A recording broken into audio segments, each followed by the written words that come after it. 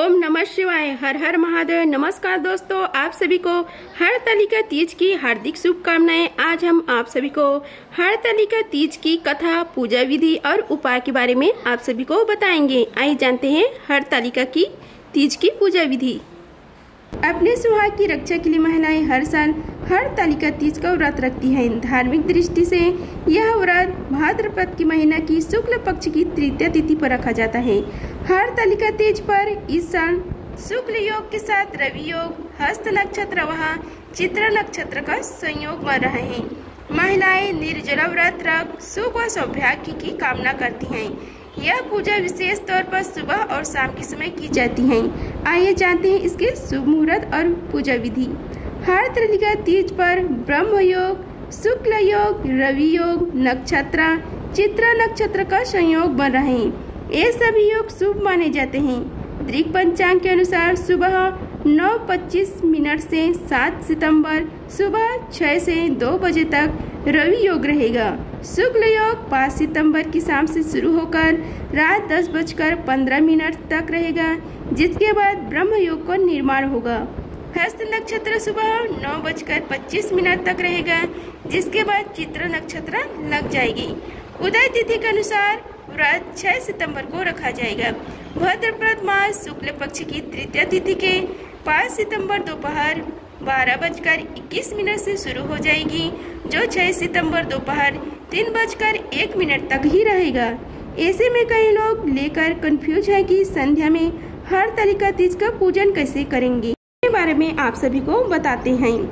निश्चित ही तृतीया तिथि 6 सितंबर को दोपहर 3:01 तक ही है, लेकिन यह तृतीया तिथि चतुर्थी युक्त है। शास्त्रों में स्पष्ट अंकित है कि चतुर्थी सत्य या तो सतृतीया फलप्रदा अर्थात चतुर्थी युक्त तृतीया तिथि में हरतालिका तीज का व्रत शुभ फल देने वाला है।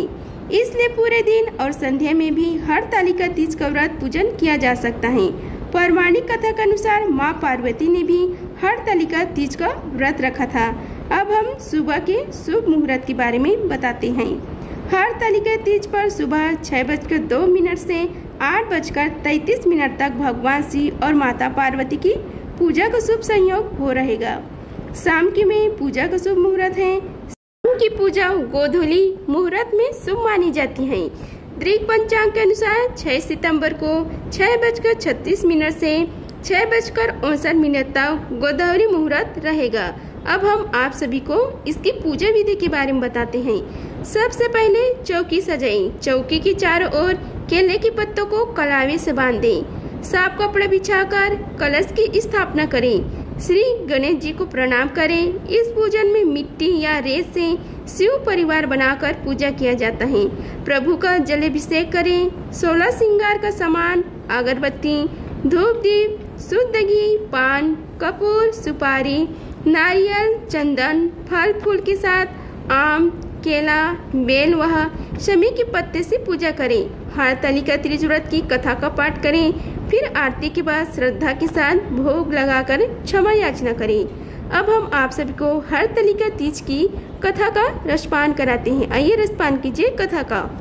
व्रत कथा को माता पार्वती को स्वयं भगवान शिव ने सुनाई थी।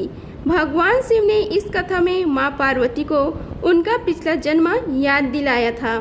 हे गौरी, पिछले जन्म में तुमने मुझे पाने के लिए बहुत छोटे उम्र में कठोर तप और घोर तपस्या की थी।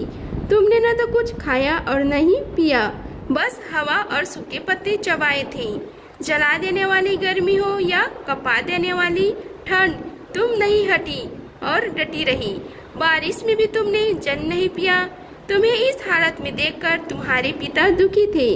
उनको दुखी देखकर नारद मुनि आए और कहा कि मैं भगवान विष्णु के भेजने पर यहाँ आया हूँ।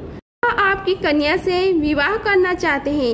इस बारे में मैं आपकी राय जानना चाहता हूँ। नारद जी की बात सुनकर आपके पिता बोले, अगर भगवान विष्णु यह चाहते हैं तो उन्हें कोई आपत्ति नहीं है, परंतु जब तुम्हें इस विवाह के बारे में पता चला तो तुम दुखी हो गई। तुम्हारी एक सहेली ने तुम्हारे दुख का कारण पूछा तो तुमने कहा कि मैंने सच्चे मन से भगवान शिव का वरण किया है, किंतु मेरे पिता ने मेरा विवाह श्री हरि विष्णु के साथ तय कर दिया है। मैं विचित्र धर्म संकट में हूँ। अब मेरे पास प्राण त्याग देने के अलावा और कोई उपाय नहीं बचा है। तुम्हारी सखी बहुत ही समझदार थी। उसने कहा, प्राण छोड़ने का यह कारण ही क्या है? संकट के समय धैर्य से काम लेना चाहिए। भारतीय नारी के जीवन की सार्थकता इसी में है कि जिसे मन से पति रूप में एक बार वर्ण कर लिया, जीवन पर्यंत उसी से निर्वाह करे।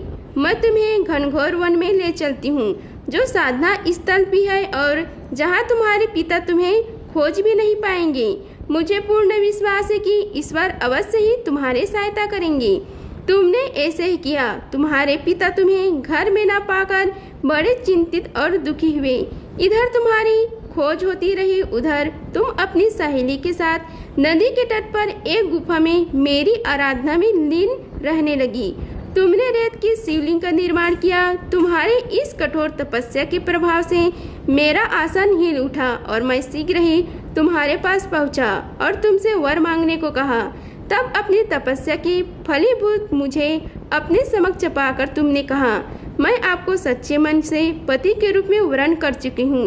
यदि आप सचमुच मेरी तपस्या से प्रसन्न होकर यहाँ पधारे हैं तो मुझे अपनी अर्धाग्नि के रूप में स्वीकार कर लीजिए। तब तथा अस्तु कहकर मैं कैलाश पर्वत पर लौट आया। उसी समय गिरिराज अपने बंधु बंधाओं के साथ तुम्हें खोजते हुए वहां पहुँचे। तुमने सारा वृतांत बताया और कहा कि मैं घर तभी जाऊंगी अगर आप महादेव से मेरा विवाह करेंगे। तुम्हारे पिता मान गए और उन्होंने हमारा विवाह करवाया। इस व्रत का महत्व यह है कि मैं इस व्रत को पूर्ण निष्ठा से करने वाली प्रत्येक स्त्री को मनवांछित फल देता हूँ। इस पूरे प्रकरण में तुम्हारी सखी ने तुम्हारे हरण किया था, इसलिए इस व्रत का नाम हरतालिका व्रत हो गया है। अब इस दिन किए जाने वाले जो उपाय है उसके बारे में आप सभी को बताते हैं। हरतालिका तीज के दिन सुहागन महिलाएं निर्जला व्रत रखती है और शाम को 16 श्रृंगार करके शिव मंदिर में जल चढ़ाती हैं। साथ ही माँ पार्वती को लाल रंग की चुनरी चढ़ाएं। इसके बाद ओम गौरी शंकराय नमः मंत्र का जाप करें। अपनी श्रद्धा के अनुसार चुनरी में 7, 11 या 21 रुपया बांधे। हरतालिका तीज की शाम को शिव पार्वती के मंदिर में जाकर पूजा करें और शुद्ध घी के दीपक जलाएं। इस उपाय से कुमारी लड़कियों को मनचाहा जीवन साथी मिलती हैं। कुमारी ब्राह्मण कन्या को उसके पसंद के कपड़े दिलवाए और साथ ही कुछ उपहार भी दे दे। माता पार्वती को हल्दी की 11 गांठ चढ़ाने से लड़की के विवाह के योग बन जाते हैं। इस दिन भगवान शिव पार्वती का अभिषेक दूध में केसर मिलाकर करें। इससे भी पति पत्नी में प्रेम बना रहता है। इस दिन पति पत्नी सुबह उठकर स्नान आदि करने के बाद किसी शिव पार्वती मंदिर में जाएं और लाल फूल अर्पित करें। हरतालिका तीज पर पूजा करने के बाद देवी पार्वती को खीर का भोग अवश्य लगाएं। अगर आप सभी को हमारी वीडियो अच्छी लगी होगी तो वीडियो को लाइक कीजिए, चैनल को सब्सक्राइब कीजिए और कमेंट बॉक्स में ओम गौरी शंकराय नमः लिखिए। धन्यवाद। मिलते हैं अगले वीडियो में, तब तक के लिए ओम नमः शिवाय। हर हर महादेव।